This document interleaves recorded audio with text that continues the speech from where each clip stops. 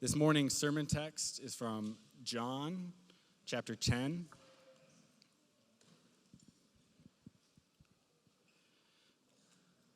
Verses 7 through 18.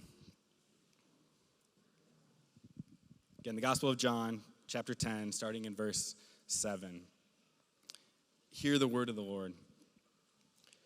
So Jesus again said to them, "Truly, truly, I say to you, I am the door of the sheep. All who came before me are thieves and robbers, but the sheep did not listen to them. I am the door. If anyone enters by me, he will be saved, and will go in and out and find pasture. The thief comes only to steal and kill and destroy. I came that they may have life and have it abundantly. I am the good shepherd.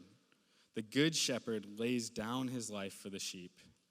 He who is a hired hand and not a shepherd, who does not own the sheep, sees the wolf coming and leaves the sheep and flees, and the wolf snatches them and scatters them. He flees because he's a hired hand and cares nothing for the sheep. I am the good shepherd. I know my own, and my own know me. Just as the Father knows me, and I know the Father, and I lay down my life for the sheep. And I have other sheep that are not of this fold. I must bring them also, and they will listen to my voice. So there will be one flock, one shepherd. For this reason the Father loves me, because I lay down my life, that I may take it up again. No one takes it from me, but I lay it down of my own accord. I have authority to lay it down, and I have authority to take it up again. This charge I have received from my Father." I wonder what comes to your mind when you hear that phrase, abundant life.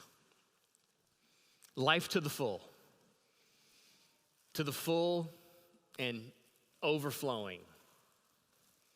Do you think about plenty of food, plenty of drink, plenty of square footage in your house, plenty of friends, influence, travel, vacations, enjoyable activities, entertainments, hopefully in person, not just through screens? There was a physician in Scotland in the 1800s named David Livingstone. And he could have had it all. He's a doctor. He could have had all the worldly comforts. But he was a Christian. And in 1840, he sailed for Africa because he wanted to bring the gospel to Africa, and not just big cities, to the bush, off the beaten trail. And he was there for 16 years in the height of his life. And he came back to London and spoke to Cambridge students in 1856 about all the difficulties he encountered, all the spiritual darkness. And he's going back for more. He's on furlough. He's heading back. And he talked to these Cambridge students about why he left the comforts of England to serve as a missionary. His life had not been easy, and he counted the cost, and he mentions the cost. He says, anxiety, sickness, suffering, frequent danger. He spoke of foregoing the common conveniences and charities of this life. But then, this is the part that's so memorable. He said, that wasn't a sacrifice. That was privilege. And his famous quote is, "I never made a sacrifice." The gain of godly sacrifice so outweighed the losses that it didn't feel like sacrifice to him. The sacrifices were real. He mentioned the cost, real sacrifices. But he said the privilege, the joys were far greater. He embraced a hard life in a hard place, not just because he found life in Jesus, but because he found abundant life. in Jesus. He wasn't just saved, he was satisfied. He found such joy in Jesus, such abundant life, that he was willing to go and embrace all sorts of earthly discomforts that some other people in a place who wouldn't hear about Jesus otherwise might join him in that abundant life. And they didn't need any of the goods of modern England to enjoy that abundant life. Abundant life didn't mean comfortable life. It didn't mean easy life. It meant he had enough Jesus, and more than enough Jesus, to embrace difficulty and embrace discomfort. So we come this morning to John 10, and we have this amazing declaration in verse 10. John 10:10 is one of the more quoted verses. I don't know where you grew up, what stripe of ministry. Pastor Kenny was saying in the circles he grew up in, John 10:10. People quoting John 10:10 all the time, often out of context.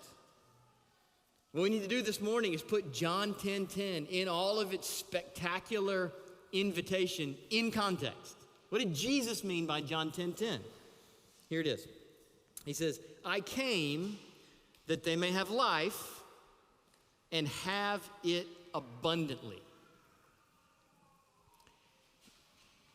I want you to hear that to you this morning. Here, throughout this message, that Jesus would say to you, hear Jesus talking to you this morning saying, I came that you may have life and have it abundantly. If you came in here confessing Christ, if you came in here not confessing Christ, he's making that offer right now to you through John 10. I came, he says, that you might have life and have it abundantly. Do you have that abundant life? What is Jesus adding when he doesn't stop after life? I came that they may have life. That's true. He talks that way other places. What's he adding here when he says, and have it abundantly? That's going to be our focus this morning. And many of you know I appreciate greatly an old man still living named Don Carson, named a son after him. As we explore this phrase, abundant life, this morning, I think we need a preliminary word about it to help us orient in the right direction. So here's a word from Don Carson on this abundant life. It doesn't say it all. We got a lot more to say about it. But a preliminary word about this abundant life. He says, abundant life means, in the metaphor of John 10, contented, flourishing sheep, not terrorized by thieves. For Christians, it means that the life Jesus' true disciples enjoy is not to be construed as more time to fill, merely everlasting life, but, here's what he says, it is life at its scarcely imagined best. It is life to be lived. That's what we want to talk about this morning. That's the life Jesus offers you this morning. Life that's worth living. Life at its scarcely imagined best. It's not just being unstained from the world and having endless time to watch clean videos or NFL or keep up with the news. You are invited into life at its scarcely imagined best. Now, with all this focus on abundant life, let me be clear what the main point of John 10 is. The main point of John 10 is the greatness of Jesus. He's the good shepherd.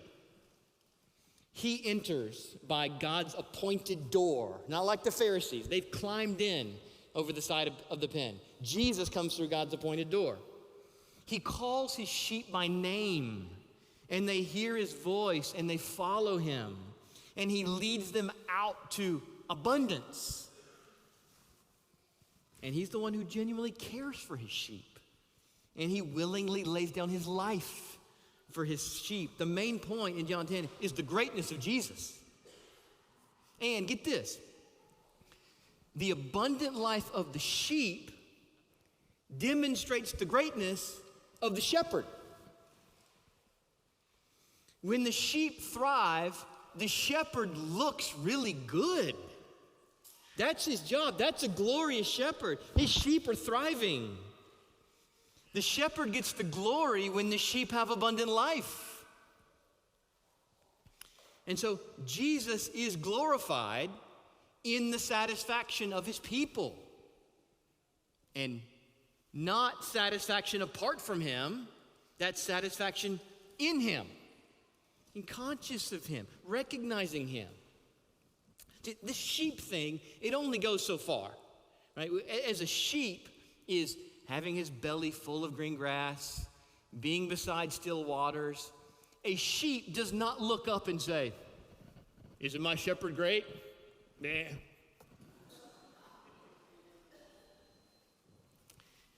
We're not animals. We're not actually sheep. He doesn't mean for us just to eat his benefits, enjoy his benefits, and move on. The shepherd means to be enjoyed in his gifts, in his blessings. We're the ones who are supposed to look up and say, "Isn't he great? Isn't Jesus great in the abundant life that he gives?"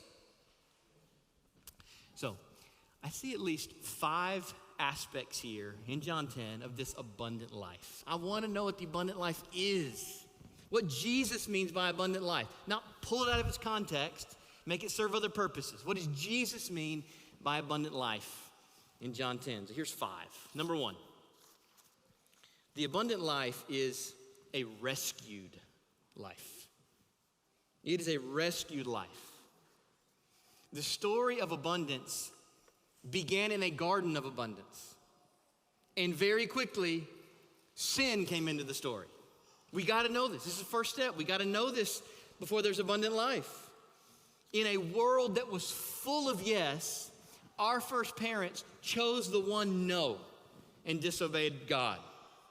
And they plunged us all into sin and misery, the curse.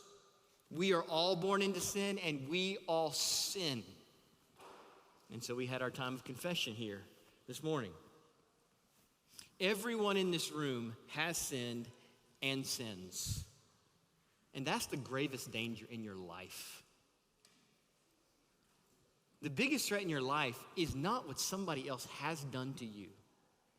It is not what somebody else might do to you. It is not what Satan might do to you. The biggest threat in your life, the biggest threat in my life, is our own sin. It separates us from a holy God. We deserve his righteous wrath because of our sin. You got to get this first before moving into the story of abundance. So we start with the shepherd's rescue. This is verse 11. He's going to say this 3 times. Don't miss this. Verse 11 first. I am the good shepherd. The good shepherd lays down his life for the sheep. Why would he lay down his life? Because the sheep are sinners. The sheep deserve to die. The sheep deserve eternal separation from him. They deserve his eternal condemnation. Except that, says it again in verse 15, I laid down my life for the sheep. That he lays it down means he does it willingly. He does it intentionally. He does it purposefully. It was not an accident. Jesus wasn't run over by an errant ox cart in the first century. He laid it down on purpose.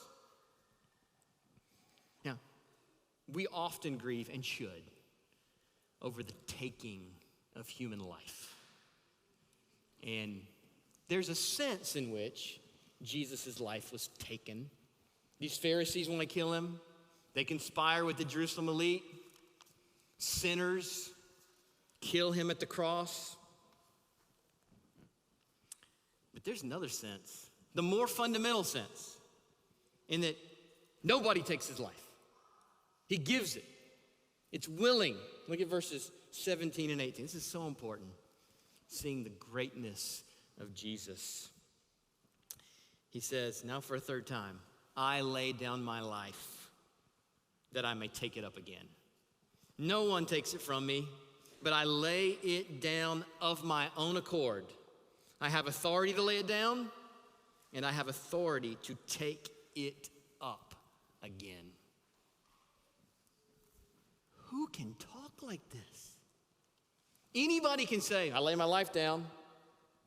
Nobody but God himself in human flesh can say, I lay it down and I take it up again.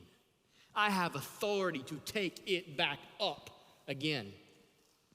This is the greatness of Jesus. And so, the abundant life first is a rescued life.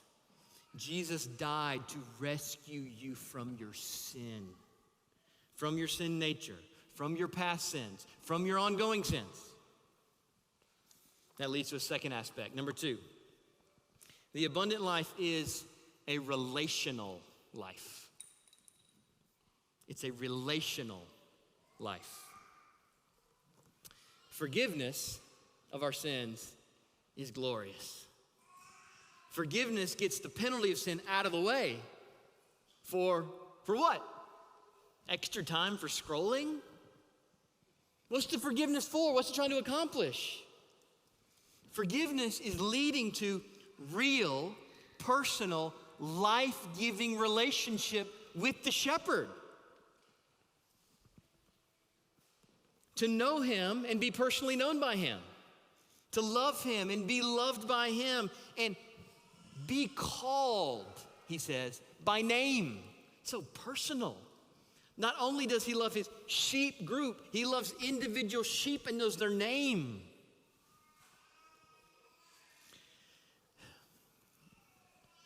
Church, I don't know what to say about this except this is stunning.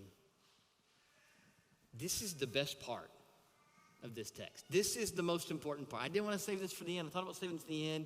I want to get it on the table early. We got some other things to go through here, but I want this on the table. This is the best part. If you remember one thing, remember verses 14 and 15. Number 1, the first one was, he gives life. He rescues us with his death. He gives life. But the second one is, he gives us himself. This is the and life abundantly part. If you want to know what's at the very heart of abundant life, it is verses 14 and 15. That's the height, that's the bottom, that's the core, that's the heart. Look at 14 and 15. I'm the good shepherd. I know my own, and my own know me, just as the Father knows me, and I know the Father. Do you see that? Let's take it backwards, all right, so that we see the pieces here. Start with verse 15. Jesus says, the Father knows me, and I know the Father. So this is beginning with Jesus' own eternal, talk about abundant relationship in the Godhead with his Father. Father knowing and loving his Son, Son knowing and loving his Father. And then, see at the beginning of verse 15, those words, just as. You see that? If you see it, say, got it? Just as. Jesus is claiming that the experience of mutual knowing in verse 14 is just as the experience of mutual knowing in verse 15. He compares them by saying, just as. He doesn't say, contrary to, or unlike. He says, just as. It's a positive comparison. He's saying they are alike. He's saying, I know my Father, and my Father knows me, just as. I know my sheep, and my sheep know me. It is a stunning comparison. And this is the heart of abundant life.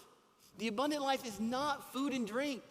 It's not splendid clothes. It's not mansions. It's not endless hours on devices. What makes this life abundant is knowing and enjoying the Good Shepherd and being known and enjoyed by him. Which is why that word voice is so prominent in these verses. You hear that as Mike read? Repetition of the word voice. The voice of Jesus. Voice is the medium of relationship. So verse 3, the sheep hear his voice. It says again in verse 3, he calls his own sheep by name. Verse 4, the sheep follow him, for they know his voice. And talking about other sheep in verse 16, they will listen to his voice.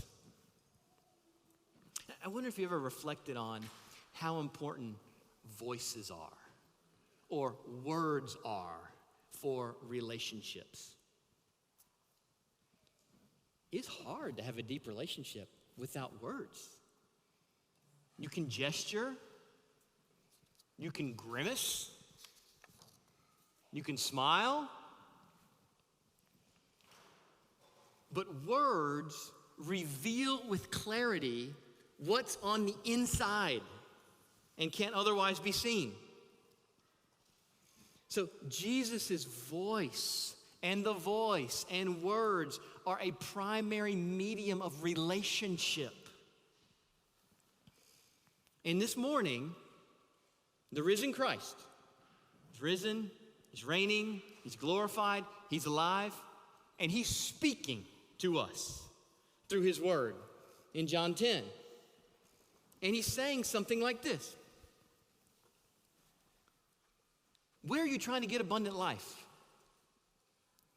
Are you coming to me for abundant life? Where else are you tempted to go with your spare minutes, your extra time, the abundance of free choices you have? Where are you going to try to find life? Come to me for life. The shepherd is the life. Come to him. So, this full to overflowing life, this life worth living, is life at its scarcely imagined best. And what that is Jesus knows his own, and his own know him, just as the Father knows him, and he knows the Father. That's the point. Come to the shepherd, keep coming, hear his voice and his word, respond to him in prayer, follow him. The abundant life is in and with the shepherd, and it's not life in him only. This is important. This is the third aspect here. So, number 3, the abundant life is an expansive life. An expansive life. Life in Jesus expands to include others in it.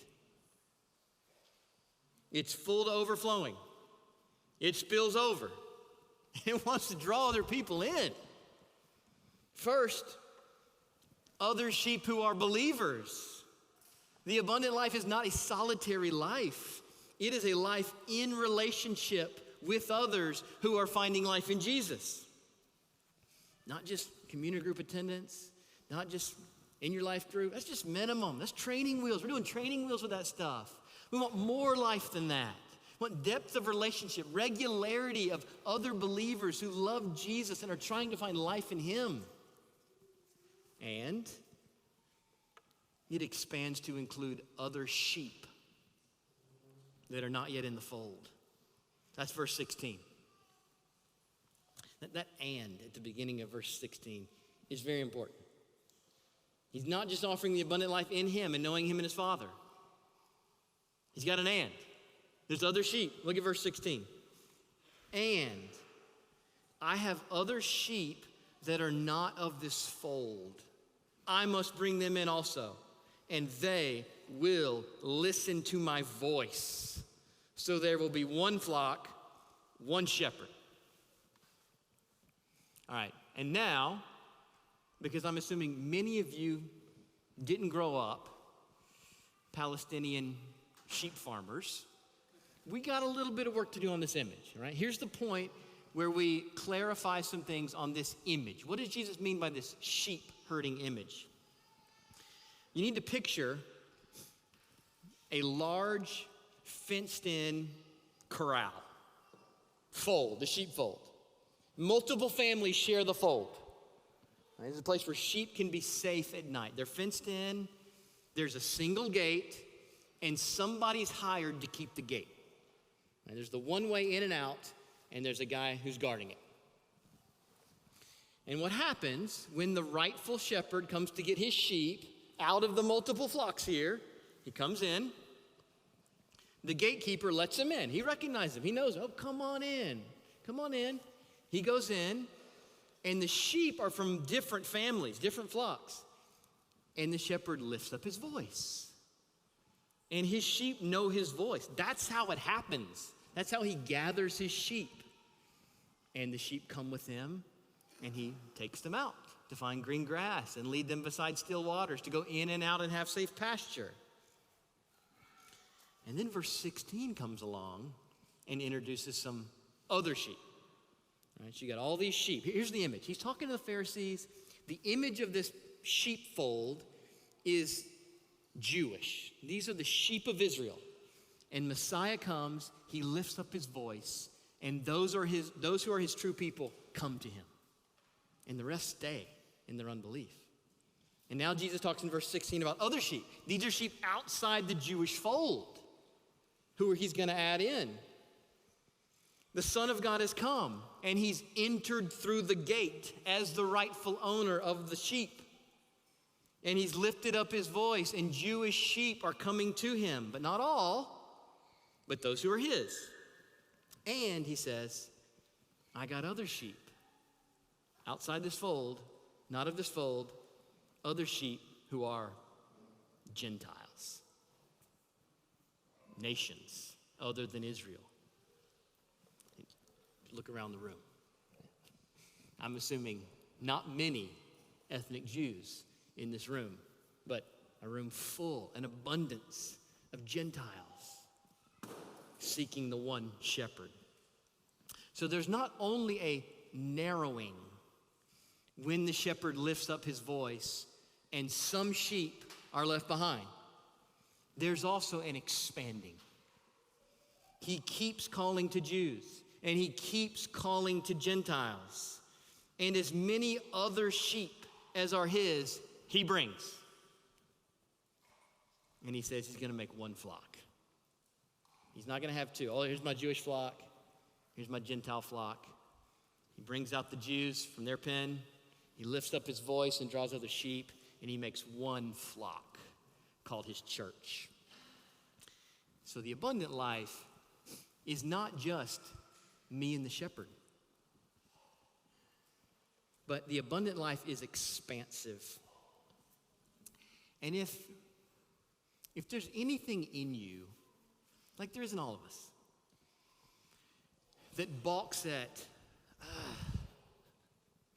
the more people that come, the less shepherd there is for me.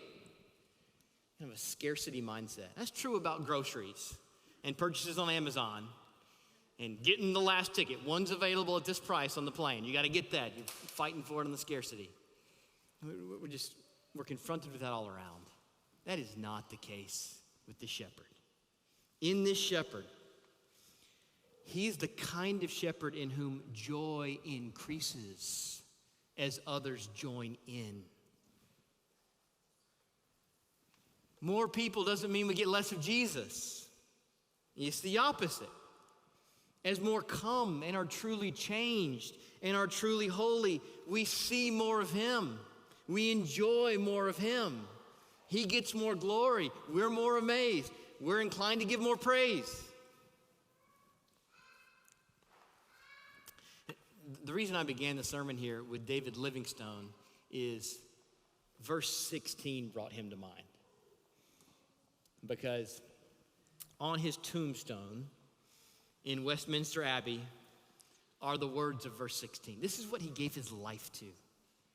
The abundant life he had in Jesus, he gave it to Africa, to a hard life, to share abundant life. And they put on his gravestone, other sheep I have, which are not of this fold, them also I must bring. They put the words of his shepherd on his gravestone. So the abundant life is a rescued life. It's a relational life, an expansive life. Fourth, it's embattled. Don't get false notions here about it. We were talking about quoting this verse out of context. Number 4 is a big reality check here. The abundant life is an embattled life. Embattled means opposed, challenged. Jesus calls out his one flock from among Jews and among Gentiles. His people are drawn out from others, and as they're drawn out, tensions inevitably happen. Divisions happen. It's inevitable. And you see it right here in John 10. So this starts and ends with tension and division. Chapter 9, verse 40. Some of the Pharisees near him. Uh-oh. Pharisees are nearby. That's the tension. Chapter 10, verse 19. There was again a division among the Jews because of these words. So Jesus speaks into tension. Even these words about abundant life speaks them into tension. And these words, even in this original setting, bring out division among those who hear. There's tension with the Pharisees up front. There's division among the Jews at the back. And Jesus mentions here robbers, thieves, and wolves. There are opponents in the abundant life. There are threats in the abundant life. For now, abundant life does not mean unopposed life. Abundant life is not easy, comfortable life. Yes, there is true abundance already in knowing Jesus. But there is also a not yet fullness that is coming. There will be a time when every enemy is defeated and every tear is wiped away. But we're not there yet. So we have costs to count in the abundant life. Divisions and tensions come. We shouldn't be surprised by them. This is a warning this morning. They're coming. You probably already have them. You've been through them. More are coming. Don't be surprised by them. You don't need to provoke them unnecessarily. They're going to come. Make it be about Jesus, not your quirks, not your hobby horse, not your weird stuff, not your immaturity. Make them be about Jesus. And when divisions come, maybe this is an important word for Minnesotans. When divisions come, you don't have to rush to relieve the tension. Sometimes God means to use the discomfort of the tension to bring about his good purposes. You have a conversation with a dear friend. Jesus comes up. Division comes up. Tension comes up. Try to make it about him, not your own stuff. Make it about him. Let it sit. Pray for them. Maybe in the tension, maybe they need the prick of the tension, of the division, to think about it some more. And then seek to be the kind of person that they know would welcome them back if they want to talk more about Jesus. Maybe you sit in that tension, prayerfully, humbly, you sit in the tension. You don't rush to relieve it too quick. But be the kind of person they know is not going to rub that in their face, but is going to say, yes, I'd love to talk about Jesus. I don't need to score any points about our previous conversation. Welcome, let's talk about Jesus. Yes, let's relieve the tension in him. So abundant life is rescued, it's relational, it's expansive, it's embattled, and then finally, the abundant life is a kept life. In the sorrows, in the tensions, in the sufferings, in the divisions, it is a kept life, kept by the good shepherd. He guards his sheep. He keeps his sheep secure in the tensions and divisions and many sorrows and many sufferings. His guarding isn't guarding from them all. There are some he guards us from. He's making no promise to guard us from every tension. We need them, others need them. That's the nature of this sinful, cursed world for now. But he will ultimately keep his sheep. He will keep and guard in the end. Those are his. See his care. Verses 12 to 13. You got the hired hand, Pharisees, those who aren't the good shepherd. He who is a hired hand and not a shepherd, who does not own the sheep, sees the wolf coming and leaves the sheep and flees, and the wolf snatches them and scatters them. He flees because he is a hired hand, and he cares nothing for the sheep. But not Jesus. Jesus cares. He says, I'm the good shepherd. And when he laid down his life, he didn't stay dead. If the shepherd lays down his life and stays dead, the sheep are not secure. They are exposed. They are goners. But if the shepherd lays down his life to rescue the sheep, and he rises again in glorified, invincible, indomitable life, and he sits down on heaven's throne, ruling over the nations in all history, his sheep are finally secure in him. Which brings us one more time to his Father. What does Jesus mean in verse 17 when he says, I wonder if you heard this as Mike read it and wondered, it's a little strange. Verse 17, for this reason the Father loves me, because I lay my life down that I might take it up again. What? Did Jesus earn his Father's love when he dies on the cross and lays down his life? I think the point here is more subtle. See if you can track with this. What does a loving father do when his son accomplishes something great? He's overjoyed. He rejoices abundantly. He delights anew in his son. He loves his son. And he's always loved his son, but there's a kind of surge in love, a surge in delight when the son accomplishes something great. And do you know what is the single greatest achievement in the history of the world? It's the Good Shepherd laying down his life for his sheep and taking his life up again in victory, in conquest, in triumph over sin, over death, and over Satan. And so we come to this table. I know we did Hebrews in 2023, so I think you're supposed to kind of leave that alone for a while, let it sit. But as we come to the table, I want to remind you of the great doxology in the book of Hebrews. You don't need to turn there. I'll read it for you. Actually, this is Hebrews 13, 20 and 21. Maybe you can hear, as I say it, hear the connection to John 10. Now may the God of peace, who brought again from the dead the great shepherd of the sheep, by the blood of the eternal covenant, Jesus Christ our Lord, may he equip you with everything good, working in us that which is pleasing in his sight, through Jesus Christ. To him be glory forever.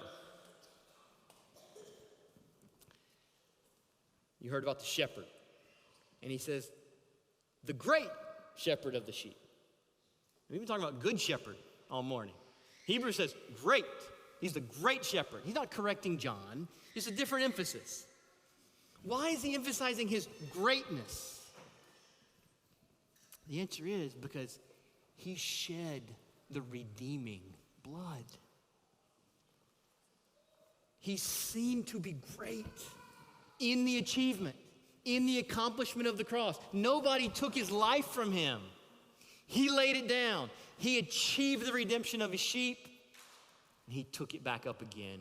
And he reigns to be known by his sheep like he knows his Father, and his Father knows him. So we come to this table to remember the greatness of Jesus. This is a meal for the members of Cities Church. But if you're with us this morning and you'd say, that's my shepherd. I see his goodness. I see his greatness. He's called me by name, and I'm his. Then we'd have all the sheep to eat with us here this morning. The pastors will bring the bread. We'll retain it and eat together. His body is the true bread. Let us serve you.